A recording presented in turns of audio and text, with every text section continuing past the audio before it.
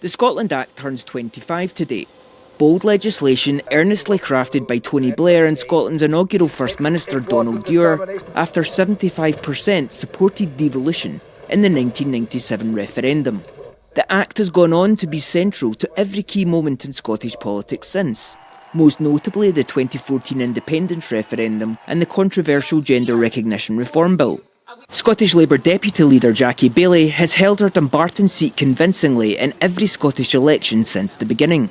Who better then to look back on the last 25 years than an ever-present witness with a front row seat in Scottish politics? What's interesting, because I've been here so long since the very beginning, is I've been able to watch governments come and go. And there is no doubt in my mind that the cooperation between the Scottish Parliament and the UK Parliament is actually a really good one. But it's the cooperation between both governments that has been at odds. And in the beginning, there was collaboration, there was cooperation, there was a willingness to make this work. Across the aisle, Murdo Fraser took office a little later in 2001, just as devolution was showing signs of bearing fruit.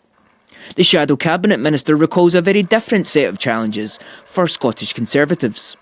Ironically, I was one of the people who had campaigned against the establishment of the Scottish Parliament, as indeed almost all my Conservative colleagues had, but there was a very large majority of people in Scotland voted in a referendum in favour of the Parliament. So our view was we had to get involved, we had to stand up and represent a Conservative voice.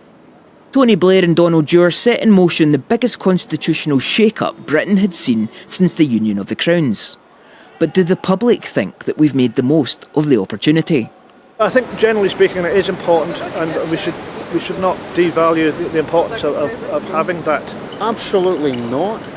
I think we needed to do more for devolution. Well, I'm not for devolution at all, so I would say no. If we consider devolution to be a success, then it was due in no small part to the shared values of two highly determined leaders. To see opportunities sustained through the next 25 years for all UK nations, then cooperation between parliaments remains the most prosperous path to progress. Tony McGuire, GB News, Edinburgh.